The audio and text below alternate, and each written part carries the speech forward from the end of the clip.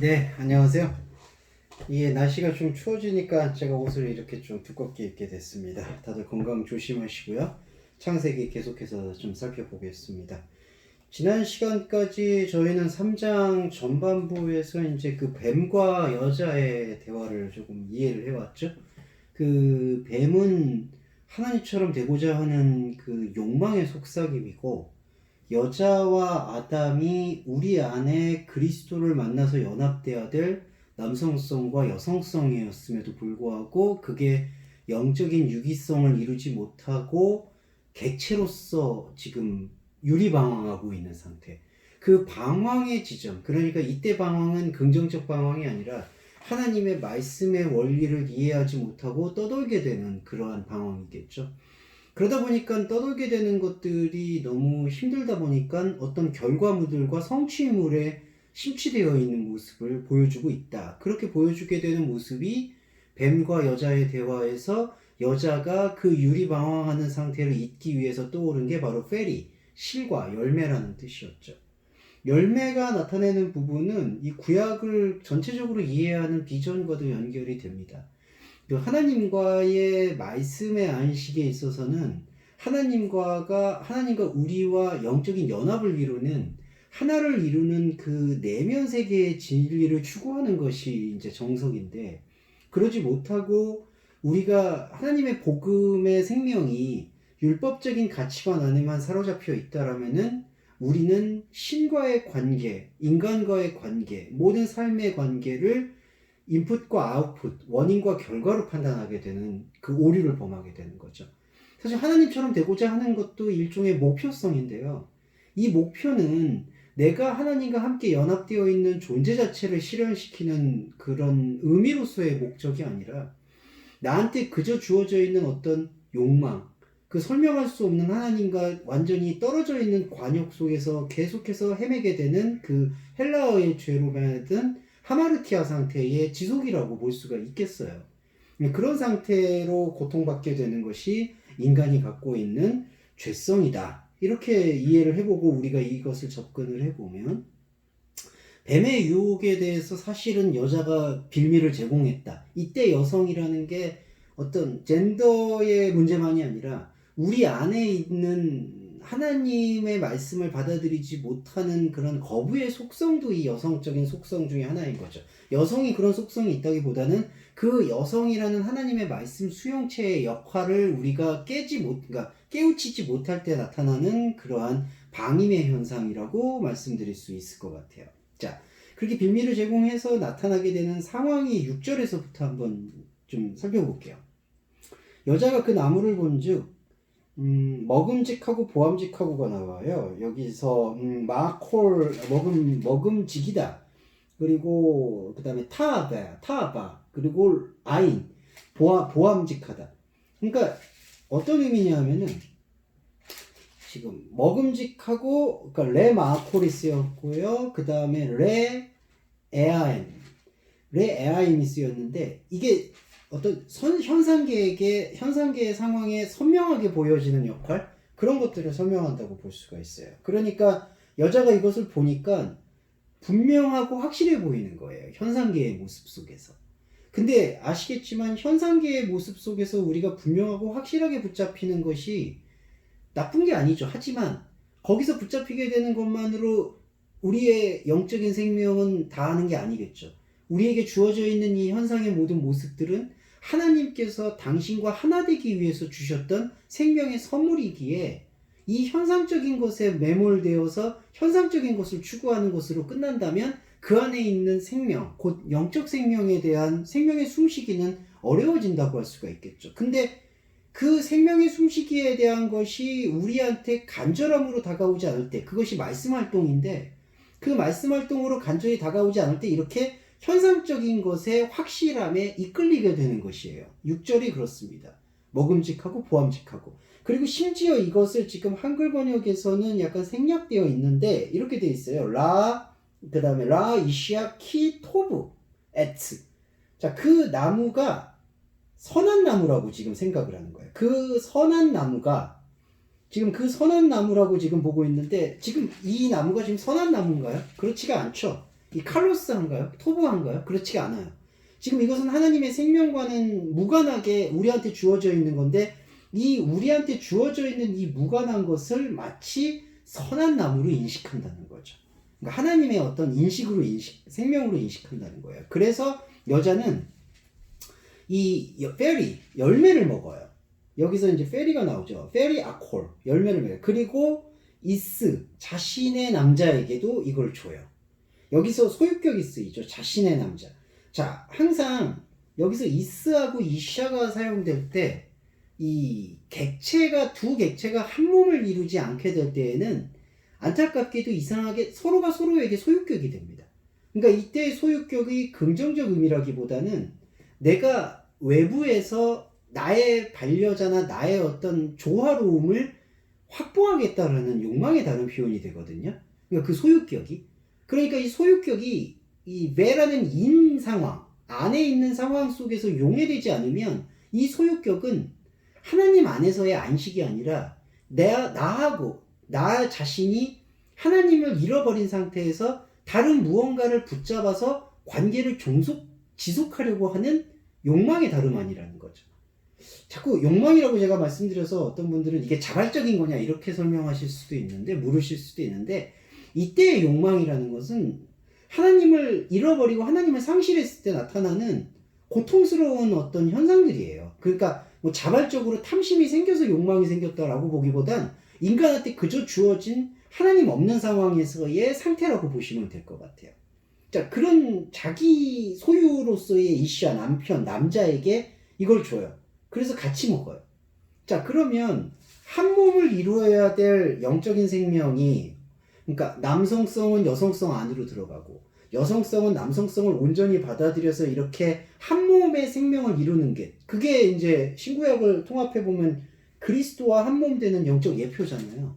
근데 그런 영적 예표가 이루어지지 않게 되고 남자는 여성을 소유하고 여성은 남성을 소유하고 있는 그러한 현상적인 소유 상태 속에서 나오게 되는 이 나무가 뭐냐? 바로 선악의 나무라는 거죠. 이때 선악의 나무라는 것은 바로 생명을 흠취하지 못했을 때, 생명 안에서 하나가 되지 못했을 때 나타나는 비극적 필연이라는 거예요. 자, 비극적 필연 속에 또 뭐가 등장하냐 하면은 실과 페리가 등장합니다. 그러니까 앞서서 2장에서 하나님이 에덴 동산에서 사람과 함께 하셨던 그 중요하고 소중한 명령 중에 하나는 이게 하나가 되어라. 그러니까 나무를 먹어라. 지금 그 표현에 영적 은유를 사용하셨잖아요. 나무를 먹으라는. 그러니까 그 나무의 생명과 하나가 되라는. 그런데 3장에서 이미 뱀과 여자의 대화에서 그 나무가 되어라는 존재론적인 일치는 사라지고 이 열매라는 어떤 성취의 결과물에 지금 매달려 있는 모습을 보게 돼요. 그래서 이 선한 나무라고 여자가 스스로 설정해 놓은 보기에 좋고 먹음직한, 그리고 지혜롭게 할 만큼 탐스럽기도 한 이 나무의 열매를 먹는 거예요. 자, 그러면 이 열매를 통해서 지금 여자가 자신도 모르게 욕망하게 되는 지점이 바로 이 샤칼 같은 거예요. 지혜라는 건데, 지혜라는 이 샤카르를 사용해보면 지혜롭게 할 만큼 탐스럽다라고 하잖아요. 이때 지혜라는 이 샤카르가 갖고 있는 의미를 분석을 좀 해보면 우리한테 주는 어떤 통찰력이라는 의미도 되지만 그 통찰력의 기원을 잃어버릴 때 나타나는 이 샤카르, 지혜의 가장 패단이 뭐냐 하면 나의 영적인 생명의 근원을 늘 돌아보는 의미로서 말씀을 묵상할 것이 아니라 말씀이든 말씀이 아닌 것이든 모든 자기에게 유용한 쓰임새로 보게 된다는 거예요. 이 샤카르가. 그래서 이 샤카르라는 단어가 발전되면은 능숙하다, 노련하다, 기술적이다, 그리고 유용하다, 그리고 어디에도 잘 적용이 된다. 이런 의미로 샤카르가 쓰입니다. 근데 여러분, 복음이 그렇게 유연하고 노련한가요? 그렇지 않아요. 복음은 칼과 같은 것이라서 우리 안에서 고난과 고통을 일으키기도 합니다. 굳이 그래야 되는, 그러니까 꼭 고통이다라고 단정 짓는 건 아니지만 하나님의 말씀은 우리의 생각과 여전히 다른 점들이 많아요. 우리가 쌓아 올리는 바벨탑과 여전히 달라요.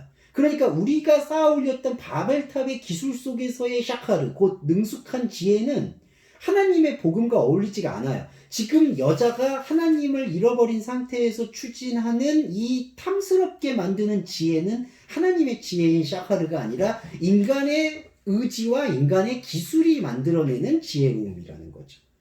그러니까 그 인간의 지혜로움 안에는, 인간의 능숙함 안에는 그 능숙함을 떠받들 만한 열매, 결과가 필요한 거예요. 그래서 이 열매의 결과를 자신과 자신의 소유라고 생각하는, 그러니까 서로 한 몸이 되는 개념이 아닌 소유물로 생각해야 되는 남자에게 이거를 주게 됩니다. 그러면 7절에서 이게 어떻게 되냐면 눈이 밝아요. 이 파카가 일어나요. 파카흐가. 이 파카가 그러면 뭘까요? 예민하게 관찰하던 뜻인데 이것도 지금 비늘이 덮여져 있는 상태에서의 눈의 밝음이죠. 그러니까 참 아이러니하게도 눈이 선명해지는 것 같아.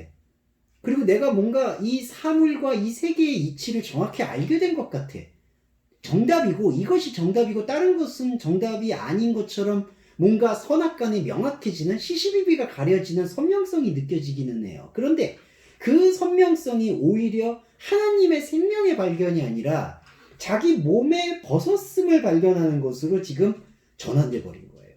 자, 이 벗었음을 알고 제가 저번에 부끄러워해야 된다고 말씀을 드렸을 때 그 부끄러움의 동기부여는 이 벗었음이 한몸되지 못했음을 자각하는 벗었음이 나의 하나님 안과의 관계 속에서 죽어있음을 깨달아야 되는 벌거벗음이어야 되잖아요. 그러면 그 죽어있음의 창백함, 그러니까 벌거벗다라는 것, 그리고 수치라는 단어가 이게 보스라는 이 수치라는 단어가 창백하다라는 거기 때문에 죽음과 연결되어 있는 단어죠. 그러니까 그것을 인식했을 때 이때 벌거벗음을 알게 된다면 자신의 죽음을 알고 있어야 돼요. 그러면 이 죽음을 알려주시는 생명, 곧 신구약 성경의 생명의 단초이신 그리스도 예수의 말씀에 눈을 뜰 수 있게 되는 거예요.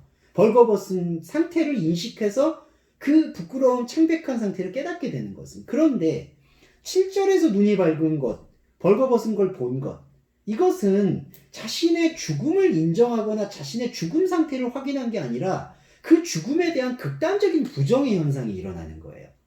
자, 극단적인 부정의 현상이 뭘로 나타나냐 하면은 바로 무화과 나무 잎으로 하고로트, 치마라고 번역되어 있는 이 하고르의 역사가 일어나는 거예요.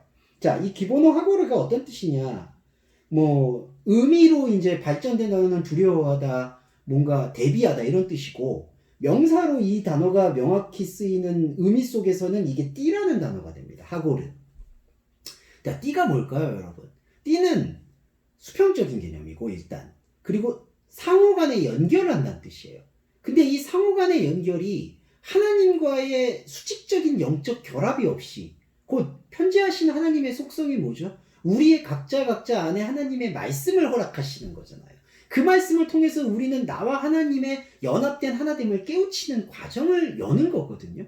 그런 것이 이제 신약 성경으로 돌아오면 요한복음에서의 그 생명 안에서의 교류, 이런 걸로 표현되는데, 지금 여기서 하고라는 이 띠는 하나님의 의미를 나누는 게 아니라 사람과 사람과의 아까 그 소유 개념, 그리고 결과의 개념, 그리고 일의 노동의 개념, 이제 이런 게 율법적 가치겠죠. 그런 가치의 개념으로 퇴화시켜서 받아들이게 되는 현상이 바로 하고르라는 거예요. 그러니까 띠라는 거예요. 그러니까 사람과 사람이 자기 생각으로 이렇게 띠를 두르는 상태. 근데 거기에 무화과가 등장하죠. 이 무화과라는 거는 여러 가지 해석이 있을 수 있는데 저는 그냥 종교적 상징이라고도 저는 치환할 수 있어야 된다고 봐요. 왜냐하면 예수님 사역 중에 그 십자가 처형을 앞두시고 그 무화과나무 잎을 저주하시는 비유라든지, 그리고 무화과나무나 종려나무 잎을 흔드는 행위라든지, 그런 것들이 이 당시에 히브리 사회에서나 이스라엘 사회에서 종교적 상징으로 쓰였다라고 보는 게 저는 적절하다고 보고, 그러면 무화과나무 잎이라는 이 재료는 바로 종교심이라는 거죠. 종교심이 나쁘다는 얘기가 아니죠. 신적인 것을 찾고 영원한 것을 찾는 것은 인간이 갖고 있는 어떤 하나님을 향한 영적 본성 같은 거예요. 그렇지만 그 영적 본성이 지금 뱀과 여자의 대화에서도 명확히 나타났듯이 우리의 눈에 비늘이 씌워지게 되는 상태에서 더딥혀진다면 그것은 영적 본성이 아니라 육적 본성, 죄의 본성에 결합된 죄의 참혹한 퇴적밖에는 안 된다는 거죠. 그러니까 이 무화과나무의 종교심이 잘못 이용되게 된 게 바로 자신의 벗었음을 죽음으로 인정하지 않고 부끄러움으로 인정하지 않고 이 벗었음을 자기의 노력과 의지, 인간과 인간과의 연대와 가능성으로 띠를 만드는 행동이 바로 7절에서 인간이 하나님에 대해서는 눈이 가리우고 사람에 대해서, 현상계에 대해서 눈을 밝아지는 극명한 현상이다. 지금 그렇게 7절을 우리가 해석해 볼 수가 있을 것 같아요.